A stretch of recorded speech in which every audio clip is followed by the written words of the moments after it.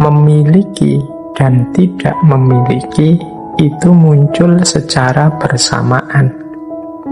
Kesulitan dan kemudahan itu saling melengkapi.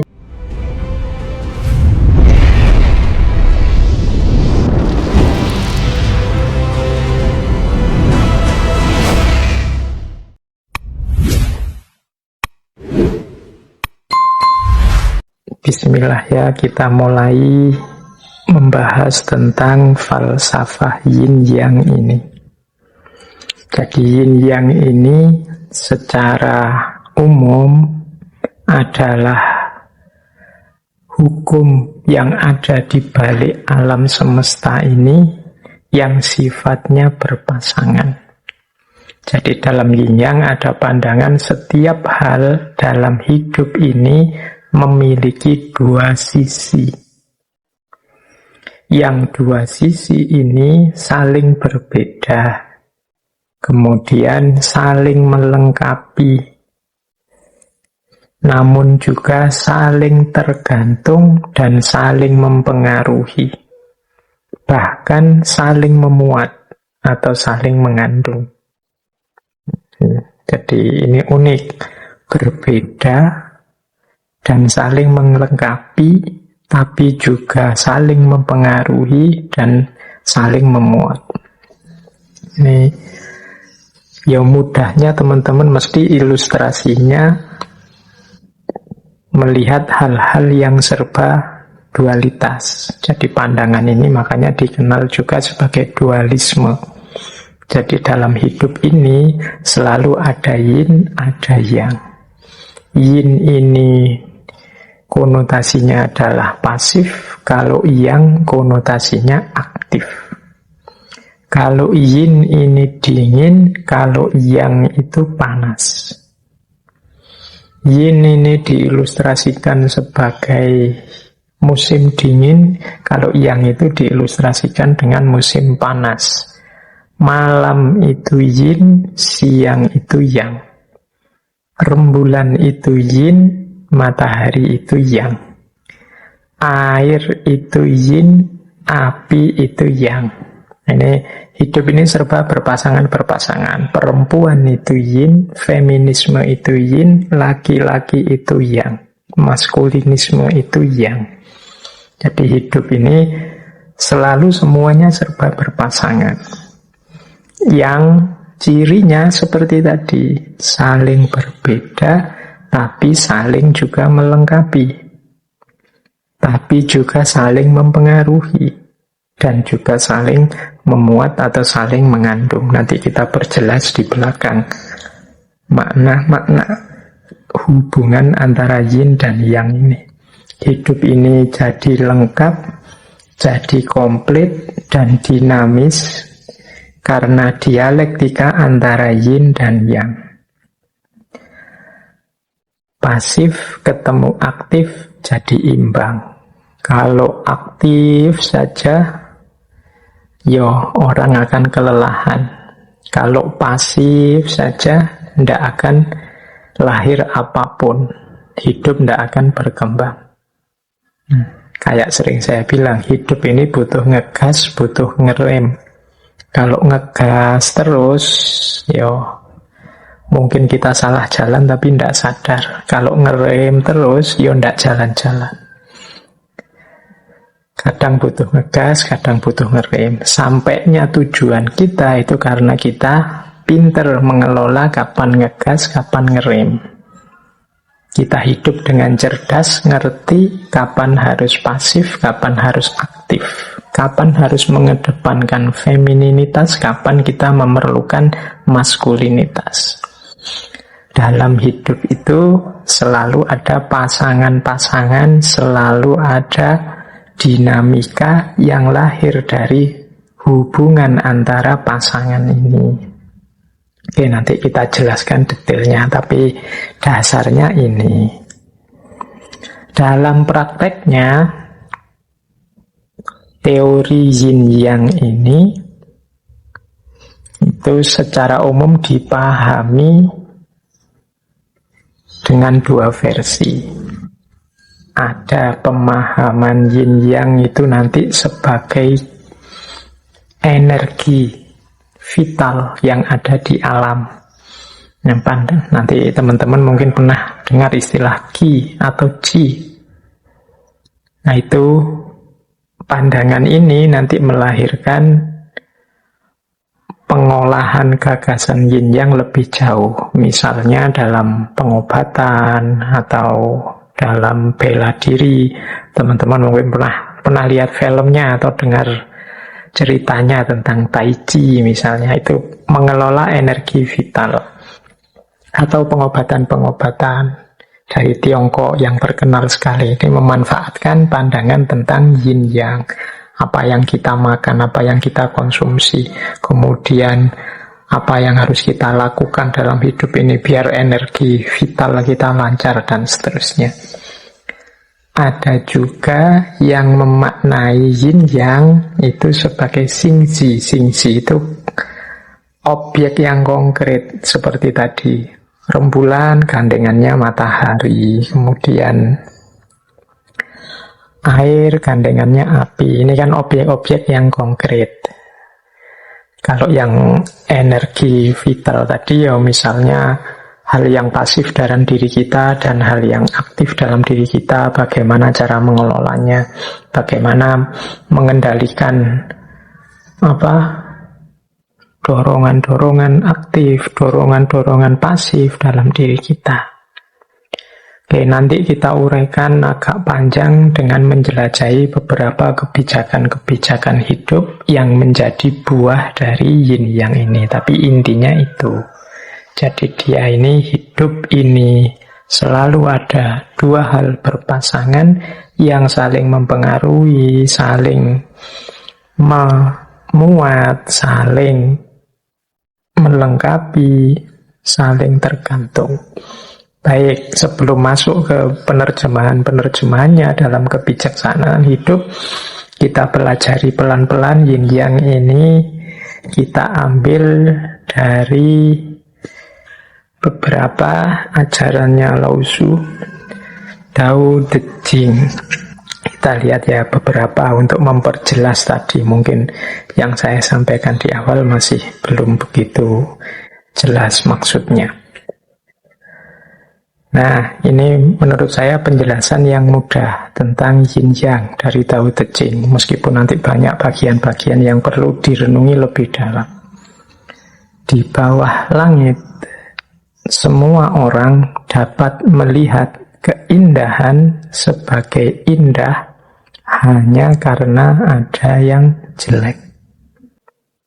Semua orang mengetahui kebaikan sebagai baik hanya karena ada yang buruk. Oleh karena itu, memiliki dan tidak memiliki itu muncul secara bersamaan. Kesulitan dan kemudahan itu saling melengkapi.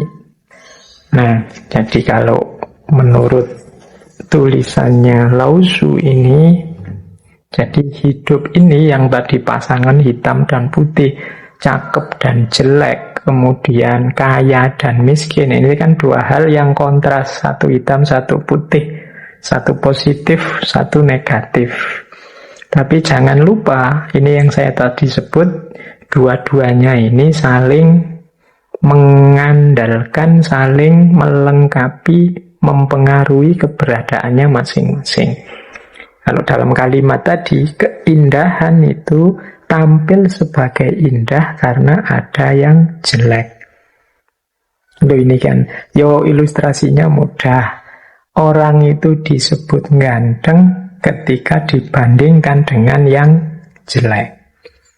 Kalau tidak ada orang jelek, ya otomatis orang ganteng tidak ada.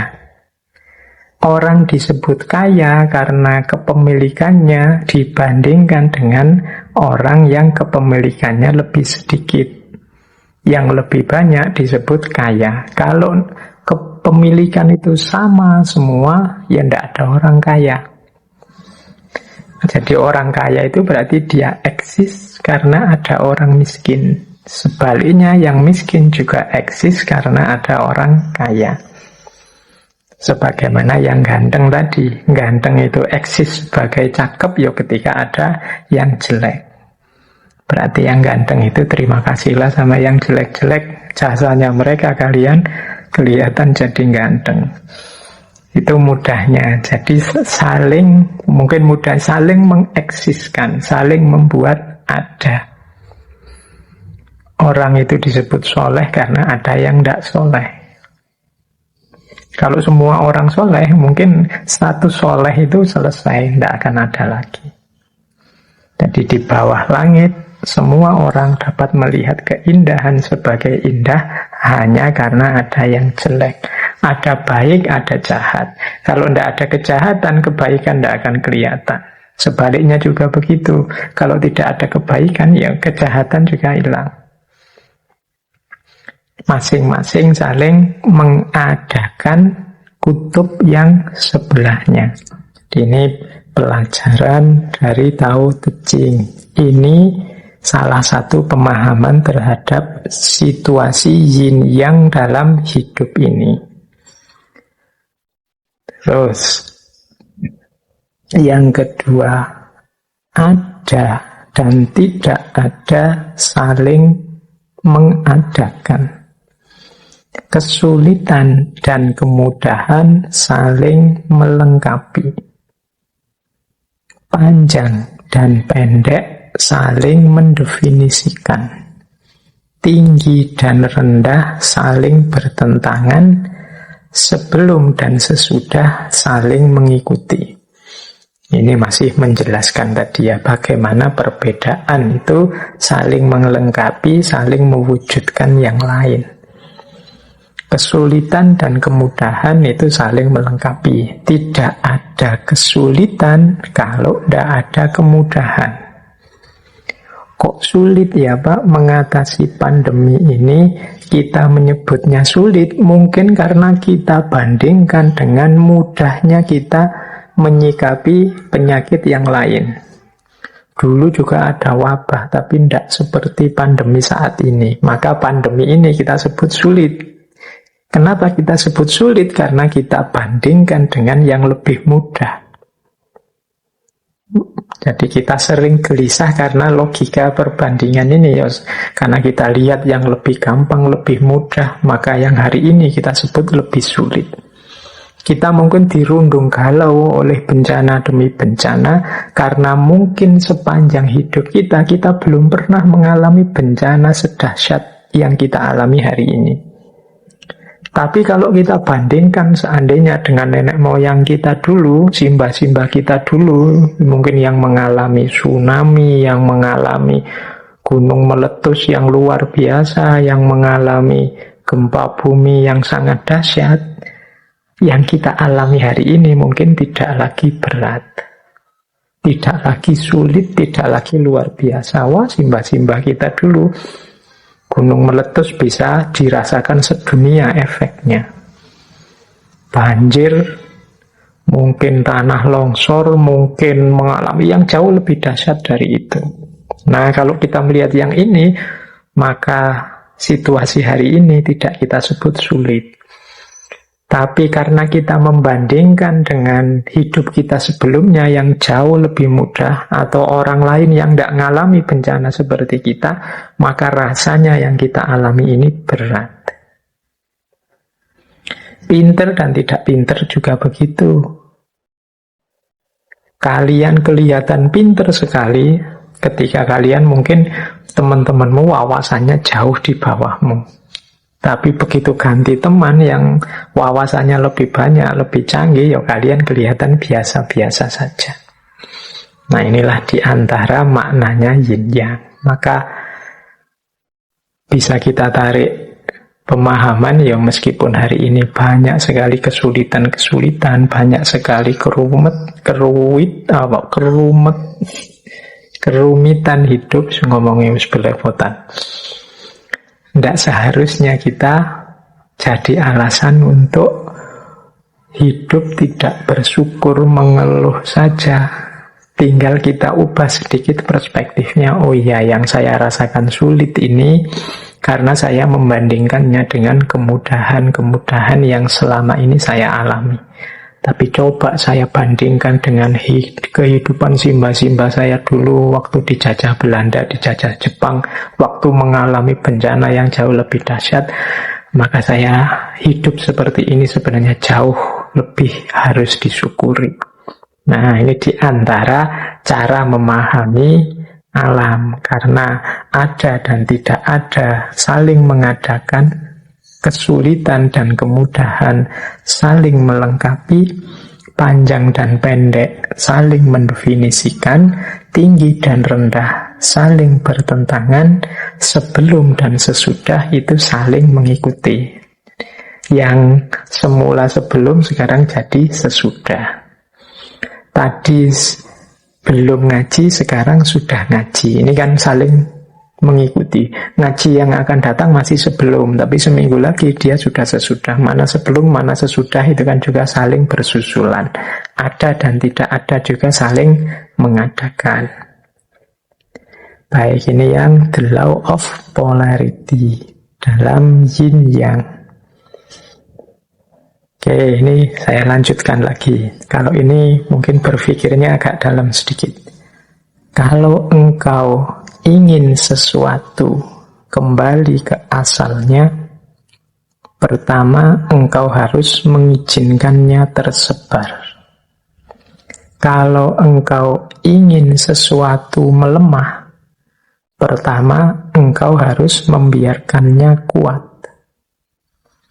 Kalau engkau ingin menyingkirkan sesuatu, pertama engkau harus membiarkannya jaya.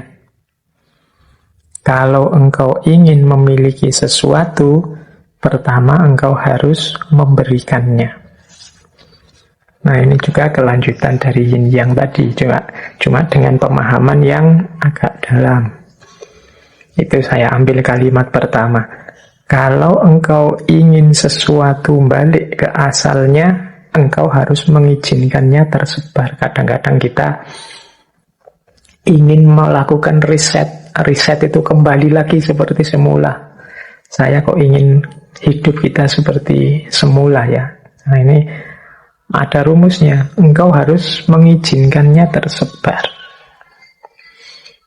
Ini maksudnya apa? Yo, gimana bisa reset kalau belum berkembang? Reset itu kan kembali ke asal itu kan. Kalau sudah berkembang kemana-mana baru kembali ke asal. Jadi siklusnya orang hidup itu kan lahir, mati, lahir lagi. Kalau belum lahir, ya tidak akan ketemu mati. Maka untuk bisa sampai ke titik mati, biarkan lahir dulu. Kalau kita ingin situasi yang baru, yang seperti kelahiran kembali, harus siap mengalami sakit seperti mati. Setelah mati baru lahir kembali. Nah, mungkin di titik-titik tertentu peradaban itu kan ada sakit-sakit yang luar biasa, tapi setelah itu ada kelahiran kembali. Kalau dalam filsafat ada istilah renaissance. Jadi lahir kembali, tapi sebelum itu pasti ada sakit-sakit peradaban yang luar biasa. Jadi kalau engkau ingin lahir kembali, butuh sakit dan kematian-kematian. Kalau engkau ingin kembali ke asal, engkau harus mengizinkannya tersebar. Kalau engkau ingin sesuatu melemah, pertama engkau harus membiarkannya kuat. Nah, ini kan seolah-olah bertentangan, tapi ya bagaimana kita ingin melemahkan sesuatu kalau sesuatu itu belum kuat? Ya berarti kalau dia belum kuat, dia masih lemah. Kalau masih lemah, apa ya perlu kita perlemah? Dia sudah lemah. Berarti kalau kita ingin melemahkan sesuatu atau seseorang atau sekelompok orang, itu berarti sebenarnya kita mengakui dia sudah kuat. Kalau dia belum kuat, bagaimana kita melemahkan? Kalau kita ingin membungkam orang, berarti biarkan dia bicara. Loh, bagaimana kita akan membuat orang diam? Wong dia kita larang bicara. Nanti logikanya seperti itu. Jadi ini kayak yin yang. Nah, sebenarnya maksudnya itu yang terakhir. Sebaliknya, kalau kita ingin memiliki sesuatu, kita harus memberikannya. Untuk bisa mendapatkan cinta, kita harus memberikan cinta. Untuk bisa mendapatkan kehormatan, kita harus mau menghormati orang lain. Jadi kalau engkau ingin memiliki sesuatu, pertama-tama engkau harus memberikannya. Kalau engkau ingin menaklukkan orang lain, berarti pertama-tama biarkan dia jaya. Kalau sudah jaya, baru ada alasan untuk menaklukkan. Kalau dia belum jaya, apanya yang engkau ingin taklukkan? Wong dia belum jaya. Ini logikanya seolah-olah aneh, tapi ya dalam hidup ini begitu. Kalau kita ingin membakar sesuatu, kita butuh api, butuh korek. Padahal yang kita inginkan api besar, tapi modalnya harus api kecil. Ini hukum yin yang. Jadi kalau ingin sesuatu ke asalnya, pertama engkau harus mengizinkannya tersebar. Baik, ini kalau diuraikan dengan contoh-contoh ya sangat banyak. Tapi intinya berarti hidup ini ada mekanisme dialektika antara hitam dan putih, antara lahir dan mati, antara panas dan dingin. Yang ini harus kita ikuti ritmenya. Tidak mungkin putih semua. Dan tidak mungkin hitam semua. Ya seperti logika lahir dan mati tadi. Baik, saya lanjutkan. Nah, kalau ini saya mengambilnya tidak dari Tao Te Ching, tapi dari Zhuangzi. Zhuangzi, ya judul bukunya Zhuangzi, dari beliau tokoh Zhuangzi yang dulu saya lupa beberapa bulan yang lalu sempat kita bahas. Kelihatannya sebelum corona. Nah, ada kalimat begini. Yin dalam bentuknya yang tertinggi adalah membekukan. Dan yang dalam bentuknya yang tertinggi mendidihkan. Yang dingin berasal dari langit, sementara yang hangat berasal dari bumi. Hubungan dari kedua hal itu menciptakan harmoni. Dan dari sanalah lahir segala sesuatu. Mungkin ini hukum tentang segala sesuatu meskipun tidak terlihat. Ini kalimat Zhuangzi ini menegaskan saja bahwa hidup ini harus seimbang antara yin dan yang. Kalau yin saja hidup ini akan beku. Kalau yang saja hidup akan terbakar. Teman-teman harus paham benar ritme antara yin dan yang ini. Misalnya dalam pergaulan itu kita ketemu yang karakternya yin, ada yang karakternya yang. Ayo diidentifikasi. Kita punya teman yang pendiam, tidak bisa ngomong. Yo, untuk mengimbangi mungkin kita yang mancing-mancing. Kita hidupkan karakter yang dalam diri kita. Apa ada Pak? Yo ada, wong yo. Seperti saya bilang tadi, yin yang itu dalam segala sesuatu saling memuat. Yin ketemu yang ketemu yin. Kalau yin ketemu yin, jadinya beku. Kalau yang ketemu yang, jadinya mendidih. Kadang-kadang kita mengalami momen saling marah, saling gegeran. Marah ketemu marah itu yang ketemu yang, hasilnya mendidih. Atau saling diam, yang satu diam, yang satu diam. Yin ketemu yin, hasilnya beku. Maka caranya apa? Ikuti dialektika yin dan yang. Jadi dialektika hukum alam. Nah, nanti kelanjutannya yin dan yang itu ketemulah namanya Wu Wei. Jadi Wu Wei itu kegiatan kita yang mengalir bersama alam. Kita ikuti ritme yin dan yang dialektika alam semesta. Jadi ya, Dalam falsafah Tiongkok dikenal istilah Wu Wei, bukan yang 5 unsur tadi. Kalau Wu Wei itu secara harfiah artinya tidak memiliki kegiatan atau tidak berbuat apa-apa. Maksudnya tidak berbuat apa-apa itu mari kita hidup tanpa dibuat-buat. Kita hidup yang wajar saja, tidak sembrono, sesuka kita, tidak melihat ritme alam, tapi juga tidak palsu. Seseorang silahkan mengalir saja dengan ritme kodrat alami kehidupan ini. Jadi kita jalani hidup secara alami, tanpa ketegangan, dengan sederhana, dengan bebas, tidak melakukan sesuatu yang sia-sia, tidak ada gunanya. Apalagi melakukan sesuatu yang hanya untuk dipamerkan saja, sama sekali tidak ada gunanya. Nah, ini namanya Wu Wei. Hari ini mungkin banyak di antara kita, coba kita muhasabah sebentar, berapa persen kegiatan kita sehari-hari yang itu memang efektif, sesuai, alami, dan berapa persen yang ini hanya dibuat-buat saja, atau ini tidak ada pentingnya sama sekali, atau ini hanya menghambur-hamburkan energi, tidak ada gunanya. Nah, jadi ini kelanjutannya yin yang, itu berarti menyarankan kita untuk hidup selaras dengan ritme alam, baik ritme yin maupun ritme yang. Kita pahami perjalanannya, kita ikuti dengan cara hidup secara alami. Filsafatnya namanya Wu Wei. Maka nanti ada pandangan manifestasinya yin yang nanti dalam pola Wu Wei, hidup yang mengalir dengan alam, itu adalah hidup dengan beberapa prinsip. Jadi penerjemahannya yin yang dalam kehidupan kita sehari-hari itu ada beberapa prinsip hidup yang penting untuk kita ingat-ingat. Yang pertama adalah hidup secara seimbang atau balance.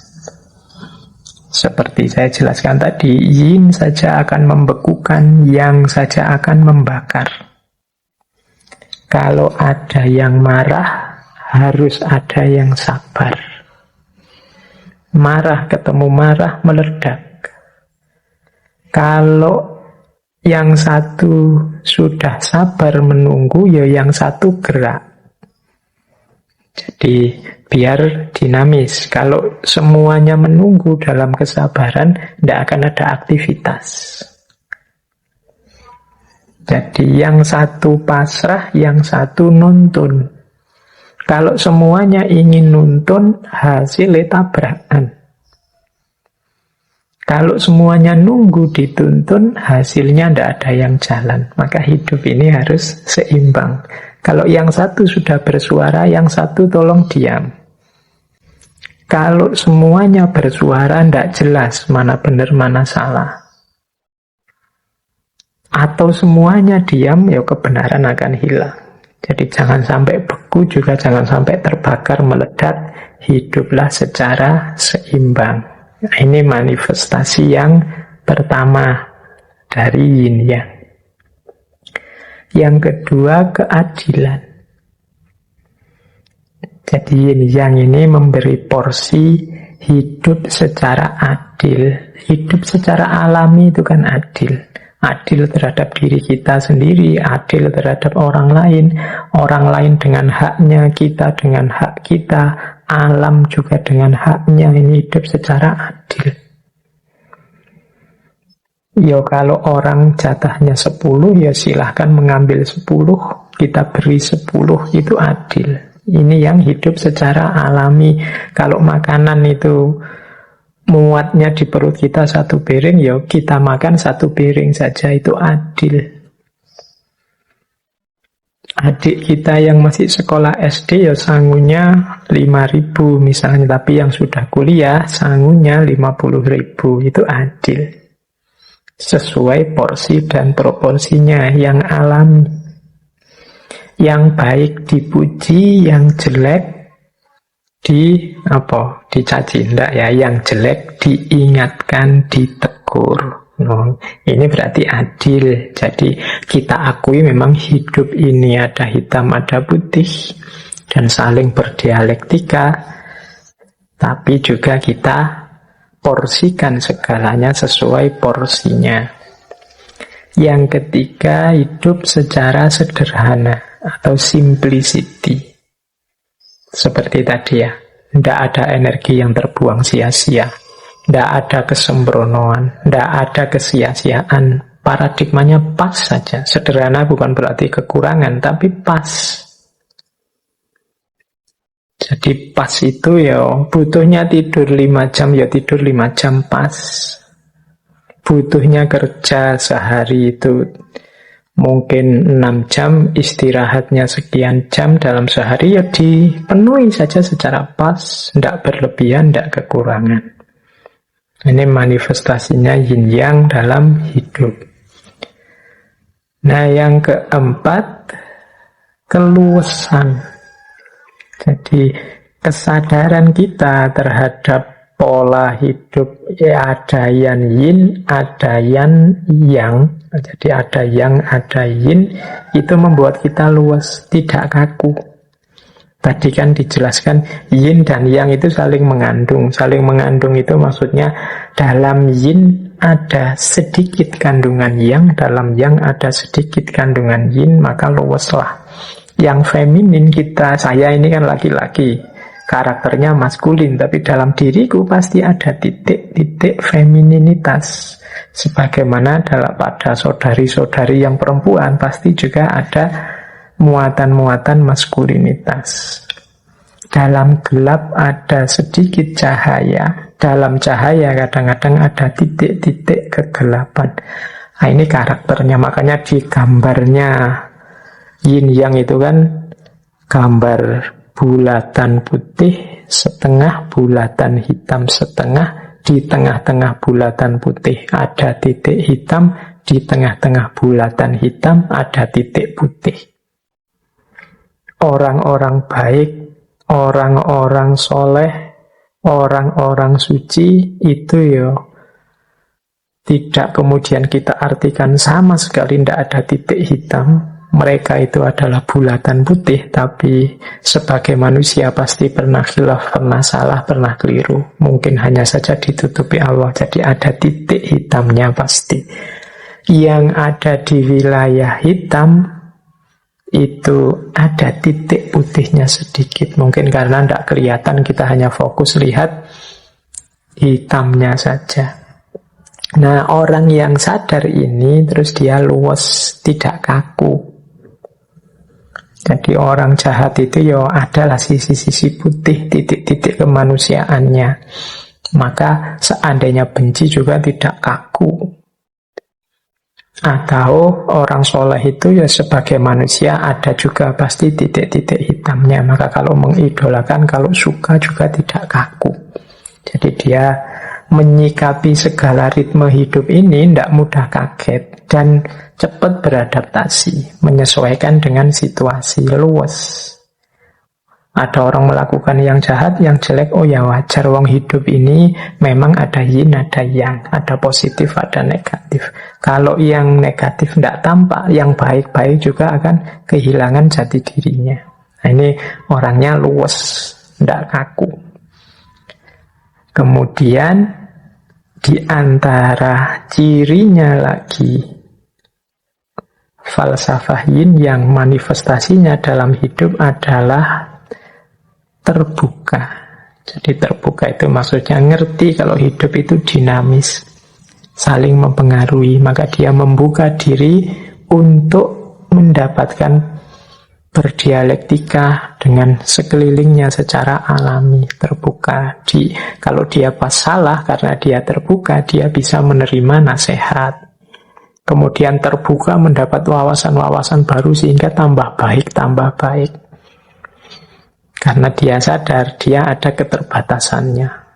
Meskipun aku ada di wilayah putih, aku punya titik hitam juga, yang entah aku sadari entah tidak. Kalau aku terbuka maka semakin meningkat, mungkin titik-titik hitamnya semakin berkurang, dapat masukan-masukan baru.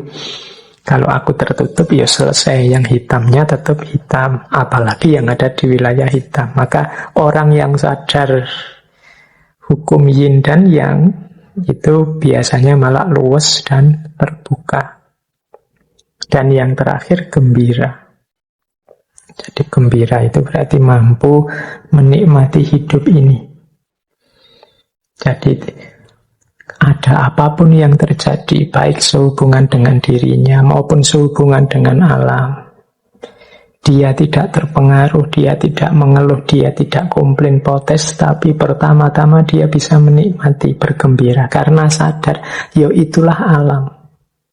Karena kemarin kita rusak sehingga tidak seimbang, akhirnya kita nikmatilah sekarang mungkin beberapa kesulitan hidup. Ya wis resiko nih, mau gimana lagi. Jadi dia bisa menerima, meskipun ya berlanjut dengan tadi, menyikapinya dengan adil, dengan luwes, dengan terbuka, dengan sederhana.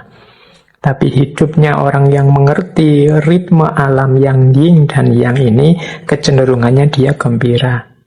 Orang gembira itu ya mudahnya orang yang mau bersyukur terhadap hidupnya. Tidak seperti sindiran Al-Quran pada kita, kan Al-Quran menyindir kita, manusia itu khuliqa halu'a, diciptakan selalu berkeluh kesah. Apapun yang dialami, dia selalu berkeluh kesah. Nah, cara mengatasinya apa? Ya, Al-Quran kan mengingatkan kita punya karakter itu. Mari kita pahami ritme alam, kita pahami mode-mode hukum alam, termasuk yin dan yang ini, sehingga kita hidupnya tidak mudah galau. Apapun yang kita alami, misalnya, wah nilaiku kok jatuh ya semester ini, ya wajar sih, semester ini aku males belajar, ya mesti saja, terus nilainya jatuh. Ada ritmenya, ada hukumnya, sehingga kita tidak mudah kaget. Oke, jadi ini berarti apa? Cara kita menerjemahkan yin yang dalam hidup itu antara lain dengan cara hidup yang seimbang, hidup secara adil, sederhana, luwes, terbuka, dan gembira.